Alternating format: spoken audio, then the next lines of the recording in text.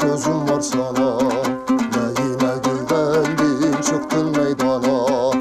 Uzak dur yanımdan, yaklaşma bana.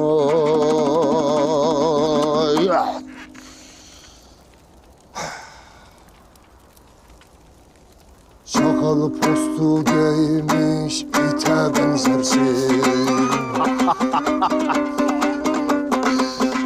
Bakın şu Osman'ın eski eniğine.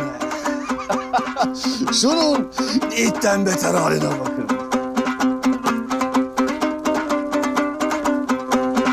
Tuncay sen kokuşmuş tam bir çakalsın. Göz diktin toprakta anca yatarsın.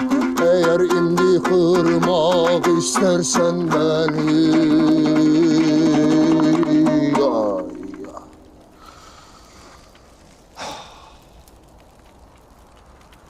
Bilesin yanımda götürürüm seni.